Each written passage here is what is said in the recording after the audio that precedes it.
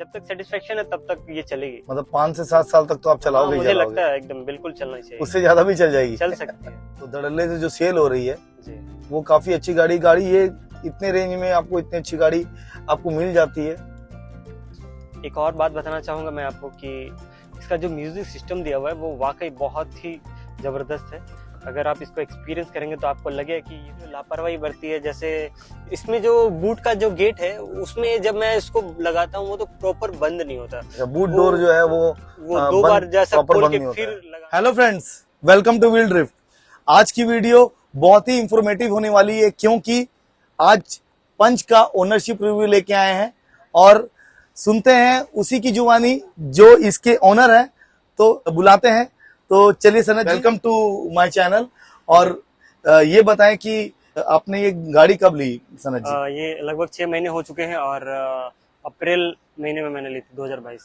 अच्छा, तो सनत जी ये बताइए मुझे कि आप इसके अलावा भी कोई गाड़ी देख रखी होगी, यानी कि? मुझे सबसे सेफेस्ट कार, सबसे प्रायोरिटी थी मेरी सेफ्टी, वो तो बहुत अच्छी इसीलिए बात मैंने है। इसको चूज किया। बाकी चीजें फीचर उस समय मैंने काइगर और मैग्नाइट को ज्यादा प्रेफर किया था क्योंकि उसमें बहुत फीचर्स से मुझे बहुत पसंद आ रहे थे। और उसी समय ये लॉन्च हुई और उसके बाद क्रैश टेस्ट हुआ तो उसमें इसने 5 स्टार रेटिंग लाई और उसमें वो उस समय इंडिया की सबसे सेफेस्ट कार बनी थी।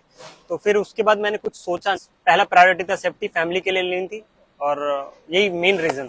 तो सेफ्टी फर्स्ट होनी चाहिए क्योंकि सेफ्टी को फर्स्ट प्रायोरिटी भी देनी चाहिए कि आपकी गाड़ी कितनी सेफ है। क्योंकि आप अगर एक्स्ट्रा कॉस्मेटिक्स की बात करें या अंदर में कोई फीचर्स की बात करें, आप आफ्टर मार्केट लगा सकते हैं, बट अगर आप सेफ्टी की बात करें तो सेफ्टी आपको कॉम्प्रोमाइज नहीं करनी चाहिए। तो फर्स्ट प्रायोरिटी आपको सेफ्टी पे ही देनी चाहिए। तो चलिए हम लोग आगे बढ़ते हैं और ये मुझे बताइए कि आपको अराउंड कितना पड़ गया और ये कौन सा मॉडल है? ये अकॉम्प्लिश डैजल पैक है और Okay. ये लगभग 8 लाख के आसपास। अच्छा, 8 लाख के आसपास पड़ा। कुछ ऐसा था कि बेस मॉडल नहीं लेके या मिड रेंज नहीं लेके आपने सेकंड टॉप लिया? जी, मेन रीजन था अकॉम्प्लिश मेरा एक एडवेंचर है जिसका मिड रेंज में एडवेंचर, वो सबसे पहला टारगेट था। पर मैंने इसको जाके देखा और ड्राइविंग टेस्ट जो जैसे करते हैं हम लोग स्टार्टिंग में चेक करने के लिए, वो मैंने टेस्ट किया और मेरी हाइट थोड़ी सी कम है जिसकी वजह से एज अ ड्राइवर मुझे थोड़ा सा अनकंफर्टेबल फील हो रहा था क्योंकि उसको बोनेट प्रॉपर जो हाइट एडजस्टमेंट वगैरह है वो नहीं मिलती, तो आपका वो अकॉम्प्लिश में मिल रहा था। ओके। तो मैंने सोचा कि क्योंकि ये मुझे लॉन्ग लास्टिंग लंबा चलना है तो एक छोटा सा कॉम्प्रोमाइज करना पड़ेगा। तो as a safety point of view की तरफ से आपने उसके अलावा उसमें बहुत कुछ मिल रहा था लेकिन मेन पर्पस वही था। और एक चीज मुझे आकर्षित कर रही थी उस समय, एक क्रूज कंट्रोल इसमें आ रहा था। तो मुझे लगा कि उसके साथ ये बेनिफिट है जो लॉन्ग रूट में वो बहुत काम आती है, तो मुझे वो अट्रैक्ट कर रहा था, इसलिए मैंने अकॉम्प्लिश को चुना। अकॉम्प्लिश को चुनने के बाद फिर मैंने डैजल ले लिया। इसका मेन रीजन था वो एलॉय व्हील वाला, एक जिसका टायर सेक्शन बड़ा और उसका जो अगर बाहर से लगाएंगे तो उसका कॉस्ट ज्यादा हो जाएगा और इसमें 30,000 मैक्सिमम देना। काफी स्ट्रगल भी करना पड़ता है आजकल। जो जितने भी शॉप वगैरह हैं, जितने भी टायर के शॉप हैं, वो बहुत जल्दी मतलब चेंज नहीं करते हैं क्योंकि छोटे छोटे शहरों में ऐसा होता है। तो मैंने अकॉम्प्लिश के बाद डीजल इसीलिए ले लिया। और ये कलर बहुत अच्छा है, बहुत अच्छा कलर लग रहा है। Thank you. तो एक्चुअली में आपको जो एक्सपीरियंस है, मतलब कम से कम आपको 5,000 में ज्यादा आपको अपने फ्रीक्वेंट चलाया नहीं है। मतलब 5,000 जो चलाए हैं तो आपने 200, 300 सीसी किलोमीटर चलाए हैं। बिल्कुल ज्यादा मैंने टूर नहीं किया। तो दूसरी गाड़ी भी आपने चला रखी थी जो? हाँ, इसके पहले मैंने कुछ गाड़ियां चलाई थी। मारुति कुछ गाड़ियां चलाई थी मैंने, वैगनआर, मारुति स्विफ्ट वगैरह। तो स्विफ्ट का इंजन वगैरह तो मैंने वाकई बेहतर है, सभी लोग जानते हैं। इसकी रिफाइंड है, काफी रिफाइंड रिफाइंड है। लेकिन जहाँ तक सेफ्टी की बात करेंगे तो आप सभी लोगों को पता है कि उसका बोर्ड बिल्ड क्वालिटी इसकी तुलना में बहुत उस समय जो था उस समय अच्छा नहीं था। बिल्कुल उस रेंज अब काफी अच्छा हो चुका है, सुधार हो गया। बलेनो में अच्छा किया उन्होंने, नेक्सा में, और साथ में आप अभी जो ब्रेजा आई है काफी, तो बहुत ही अच्छा एक है। बट पहले जो थी वैसे नहीं है। और इस रेंज में, खासकर इस रेंज में तो मुझे नहीं मिल रही थी। और स्टीयरिंग कंट्रोल मैंने जो बोला, जब हाईवे में चलाता हूँ तो स्टीयरिंग का जो कंट्रोल है उसकी तुलना में ये बहुत ही आपको लगेगा कि आप सेफ चला रहे हैं, कंट्रोल में है। काफी वेटेड गाड़ी है। 70-80 में भी, अब मैं तो उससे ज्यादा नहीं चलाता, 70-80 में भी मुझे बहुत ही कंट्रोल लगा। चलो चलते हैं हम लोग अंदर, चल के चलाते चलाते बात करते हैं। मुझे बताइए कि इसका एवरेज कितना है, मतलब अभी इसका एवरेज आपको कितनी दे रही है अभी? ऐसे लोकल में जब मैं चलाता हूँ तो लगभग 17-18 का एवरेज दे रही है। और जब मैंने इसे हाईवे में चलाया था तो लगभग 20 से 23-24 तक दिख रहा था वो एवरेज। 20 से 23-24 के आसपास में दिख जी, रही थी। उस राउंड वो एवरेज मिल रहा था। ओके, तो आपको गाड़ी मतलब आपको 20 से 30 आपने मतलब बहुत तमीज से चलाई है गाड़ी मतलब। जी जी बिल्कुल, बहुत नॉर्मली चलाता हूँ मैं। 60-70 से ज्यादा ऊपर नहीं जाती है मेरी हाईवे में। जी अच्छा। मेरी स्पीड ज्यादा नहीं है। गाड़ी का और मुझे बताइए कि गाड़ी 5000 चला चुके हैं आपको, और भी कुछ ऐसा कॉन्स और प्रोज बताइए मुझे कि प्रोज क्या क्या है, मुझे ये पहले बताइए फिर कॉन्स की बात करते हैं। जी, तो प्रोज मुझे बताइए थोड़ा। सबसे पहले तो आपको बता चुका हूँ मैंने, जैसे इसका माइलेज अच्छा है। ओके। और दूसरी मुझे बहुत बेहतर लगी वो है इसका कंट्रोल, स्टीयरिंग कंट्रोल। मतलब आप खुद बॉडी भी महसूस कर बोला सकते जाता है बहुत कम है बॉडी रोलर का, हैं। जी, और काफी वेटेड गाड़ी है, तो मुझे और आपको एवरेज इतनी अच्छा कैसे दे दी? तो रीजन है शायद आप एक स्पीड सही से मेंटेन करते हैं तो क्योंकि एवरेज तो ड्राइविंग के ऊपर भी। लाइट फुट पे चलाते हो ना? जी, ओके ओके, तो लाइट फुट पे चलाने से तो आपका एवरेज अच्छा मिलेगा ही। तो ये एक रीजन है। तो अ, आपने लॉन्ग रूट में कम से कम 200 किलोमीटर के आसपास में मुझे बताया, मुझे जी 300 किलोमीटर। 300 किलोमीटर के आसपास में। तो कभी ऐसा लगता है कि आपको कि गाड़ी कभी कि आपको धोखा दिया, या तो कुछ ऐसा कॉन्स मुझे बताइए कि इसके कॉन्स क्या क्या है। देखिए कोई भी गाड़ी के कुछ ना कुछ नुकसान है, जी बिल्कुल। कुछ ना कुछ खामियां रहती हैं। हाँ, एक तो बहुत बड़ा मेजर इशू होते होते बच गया वो। ओके। मैं बताना चाहूंगा, शेयर करना चाहूंगा वो कौन क्योंकि एक फैमिली के साथ मैं जा रहा था। ओके। जो लंबा रूट था 300 किलोमीटर का, और उसमें बच्चे भी थे। तो आपको पता ही है बच्चे स्वभाव से थोड़े से चंचल होते हैं। जी जी। तो एक बच्चा ऐसा था, वो चलती गाड़ी, वो स्पीड नहीं था, किस्मत वही अच्छा था। मेरी गाड़ी जस्ट स्टार्ट हुई थी, लगभग 20 किलोमीटर के स्पीड की थी, 20 किलोमीटर स्पीड जस्ट मैंने स्टार्ट ही किया था, और उस बच्चे ने गेट खोल लिया जबकि सेंट्रल लॉक था। तो ये बोले किस्मत नहीं की नहीं, मेरी गाड़ी स्पीड नहीं थी, नहीं जी। तो वो मेजर इशू हो सकता था, वो बच्चा गिर सकता था, कुछ भी हो सकता था। तो ये बहुत बड़ा एक टाटा कंपनी ने ये गलत किया है कि लॉक होने के बावजूद वो कोई भी खोल सकता है पीछे से। जो फीचर्स वगैरह जो दिए हैं इन्होंने, तो सेफ्टी ये काफी मतलब मुझे भी बहुत खराब लगा कि जब आपको एक वहीं पे जहाँ पे आपने डोर खोलना है और वहां पे भी उन्होंने लॉकिंग दे दी है, तो दो बार अगर आप उसको खोलोगे तो अपने आप खुल जाती है वो। बिल्कुल। तो जो कि बहुत ही डिमेरिट है इसमें, ये तो मैं मानता हूँ आपकी बात। जी। और मुझे बताइए कोई। मैं ये बात बताना चाहता हूँ नेक्सॉन के संदर्भ में कि उन्होंने अपने सेफ्टी फीचर्स में एक बहुत अच्छा चीज इंप्लीमेंट किया, जैसे हिल होल्ड और ESP वगैरह वगैरह। वो बेस मॉडल से ही है। तो मेरा ये कहना था कि अगर आप बेस मॉडल में अगर पंच में नहीं देते हैं तो इसके हायर वेरिएंट में आपको एटलीस्ट वो देना चाहिए था, लेकिन इन्होंने ना बेस मॉडल को तो छोड़ ही दी है, हायर मॉडल में भी जो बेस में है वो ही हायर मॉडल में भी आपको मिल रहा है, हायर वेरिएंट में भी। अच्छा। तो मुझे लगता है इसमें थोड़ा इम्प्लीमेंट करना चाहिए, हायर वेरिएंट में एटलीस्ट आपको उन चीजों को देना चाहिए। जी हाँ, अगर ESP इन्हें देना चाहिए, क्योंकि अगर बेस मॉडल पे नहीं दिया गया है तो कम से कम मिड ट्रिम और टॉप ट्रिम में दे सकते थे। जी। तो जो कि नहीं दिया गया है, ये आपको कोई दिक्कत, कोई और कोई दिक्कत आई हो? नहीं, और इसके अलावा तो मुझे और ज्यादा कुछ फील नहीं आया वगैरह कुछ नहीं ऐसा? नहीं, बहुत अच्छा अभी तक तो एक्सपीरियंस, क्योंकि मैं चलाता अभी सॉफ्टली चलाता हूँ, तो अभी तक। और आपने गाड़ी तो अभी खरीदी ही है जी, तो काफी मेंटेन ही है। तो अपने और चलाने का कुछ प्लान है, कुछ जाने का कहीं? जी हाँ, बहुत सारे प्लान अभी बन रहे हैं, दोस्तों के साथ, फैमिली के साथ। तो अभी कुछ लंबे टूर भी करने हैं। तो आपको मजा आता होगा गाड़ी चलाने में? बिल्कुल, ये गाड़ी चलाने में बहुत कंफर्ट है। अब मुझे लगता है कि जो भी लॉन्ग टूर में गाड़ी ले जा रहे हैं, काफी अगर कंफर्ट आप है। इस गाड़ी को लेते जाते हैं तो ये बहुत ही कंफर्टेबल है। और इसका एक एडवांटेज है कि ये बैक सीट में आप बहुत गैप है, मतलब आप आराम से बैठ सकते हैं, और इवन मेरे जैसे साइज के 4 लोग बैठ जाएंगे, क्योंकि मैं 5 फुट 4 इंच के आसपास हूँ लगभग मेरी हाइट, और नॉर्मल ज्यादा उन्हें पतला शरीर है। तो मेरे जैसे लोग अगर बैठेंगे तो यहाँ 4 लोग आराम से बैठ सकते हैं, और मेरे घुटने के आगे भी बहुत सारा गैप है, तो लंबे लोग भी अगर बैठेंगे तो उन्हें भी बहुत स्पेस मिलेगा। और बीच में और एक चीज है, ये जो पैर यहाँ पर बीच में थोड़ा उठा हुआ रहता है, अक्सर दूसरी गाड़ियों में मैंने देखा है, वो यहाँ पर लगभग बराबर है। तो बीच में जो आदमी बैठा है उसको भी बहुत ही काफी खुली गाड़ी है। हाँ, तो स्पेस बहुत है। अच्छा, तो इंजन के बारे में बात बताएं तो आपको इंजन कैसा लगा? मैंने थोड़ा सा इंजन नॉइज भी महसूस किया है, मुझे लगता है कि थोड़ा सा और रिफाइन किया जा सकता है। तो वो इंजन नॉइज, रेटलिंग नॉइज जो होता है जी, वो ये हल्का थोड़ा सा वाइब्रेशन भी है। आप महसूस कर रहे जी होंगे। जी, महसूस कर रहा हूँ मैं, वाइब्रेशन है थोड़ा। जी मैं नहीं बोलूंगा कि नेग्लिजिबल है, बट है वाइब्रेशन।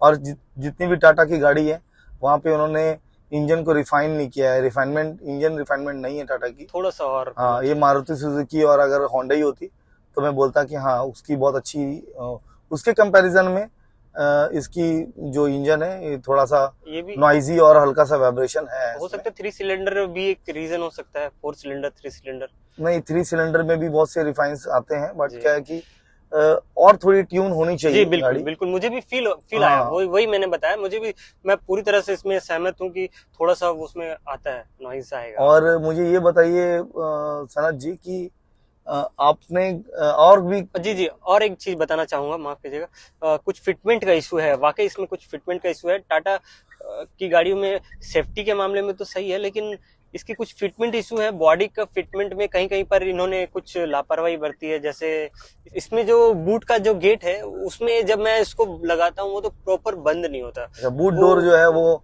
दो बार बंद, जैसा प्रॉपर खोल बंद के नहीं होता फिर है। लगाना पड़ता है, तब जाके वो बंद होता है। तो ये सब फिटमेंट इशू है। वो बाकी गाड़ियों में आपने स्मूथली आपने एक बार बंद कर दिया, प्रॉपर बंद, ये बंद नहीं होता, इसका मतलब है कि आपने सही से फिटमेंट नहीं किया है। ओके। तो ये छोटी मोटी इशू है जो और भी मैंने गाड़ी फील। में कुछ ऐसा प्रॉब्लम कि हाँ भाई गाड़ी में कुछ ऐसा दिक्कतें आई हों जो आपको अच्छी नहीं लगी? ये गाड़ी दूसरे गाड़ी में काफी अच्छी है, पर ये गाड़ियों में थोड़ा सा लगता है आपको नहीं। चलाने के बाद अभी धीरे धीरे जैसे चलाएंगे और भी सारी चीजें पता चलेंगी। तो काफी सेटिस्फेक्शन हो आप यहाँ पे इसमें? बिल्कुल, जिस मकसद मतलब से मैंने आपने लिया था खामियां बताई नहीं है पूरी अच्छे से।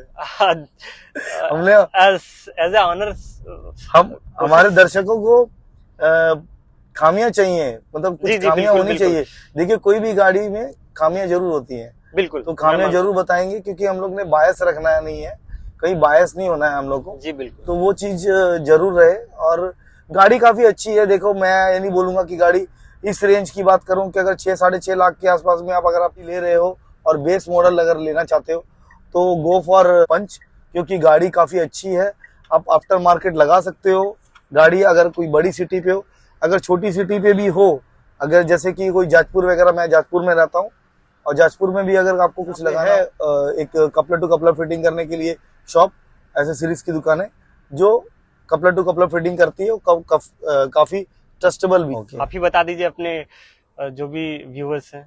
ये आपकी गाड़ी काफी अच्छी है, अभी गाड़ी आपने बहुत अच्छी मेंटेन करके रखी है, और आपकी नई गाड़ी है तो बहुत अच्छी है, और आप ऐसी ही गाड़ी इसको मेंटेन करके रखो।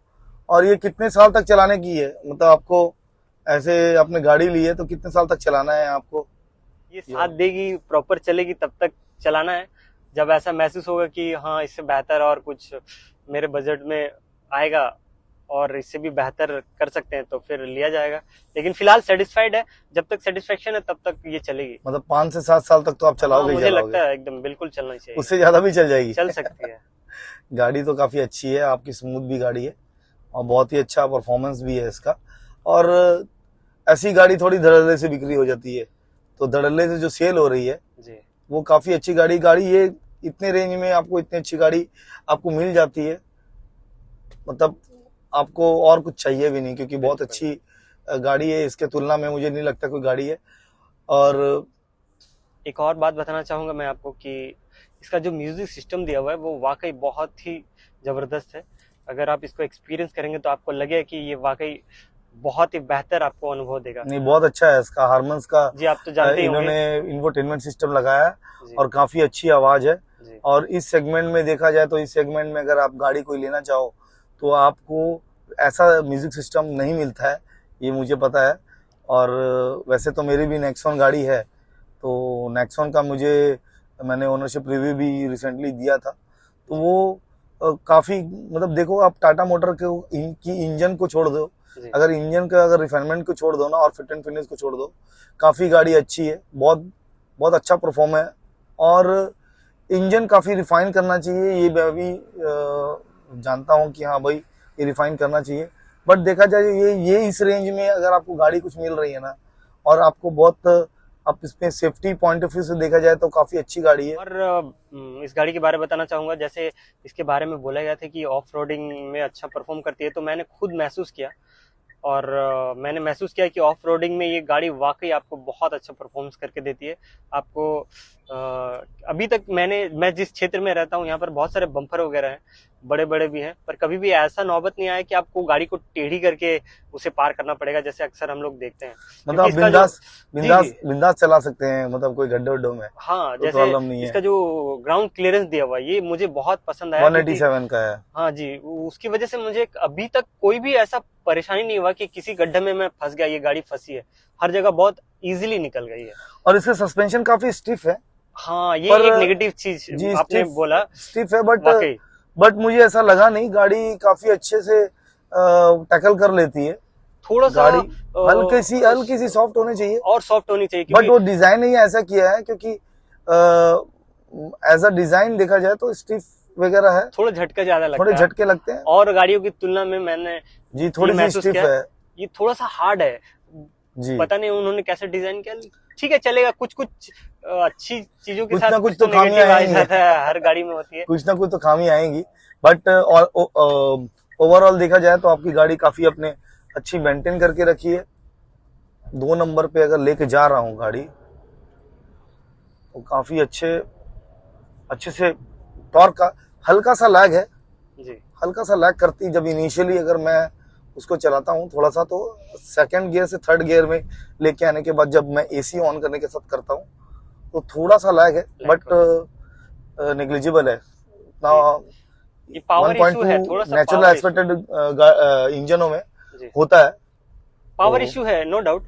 ओके वो उतना पावरफुल नहीं, नहीं है बट जैसे गाड़ी काफी देखा जाए तो आपकी गाड़ी काफी अच्छे मेंटेन करके रखी है, बहुत ही अच्छी है। तो बहुत ही अच्छा आपका रिव्यू हुआ और बहुत अच्छे से आपने हमें बताया कि हाँ भाई 5000 किलोमीटर चलने के बाद आपको ये कैसी लगी और कैसा आपका एक्सपीरियंस रहा। मैं दर्शकों से यही कहना चाहूंगा कि आपको जो रिक्वायरमेंट है आप हाँ, उसको देखकर गाड़ी चूज करिए, क्योंकि सभी लोगों की रिक्वायरमेंट अलग अलग होती है और हर गाड़ी पॉजिटिव कुछ नेगेटिव। कुछ चीजों में फीचर्स अच्छे रहेंगे पर सेफ्टी कम रहेंगे, कहीं सेफ्टी है तो फीचर्स कम रहेंगे।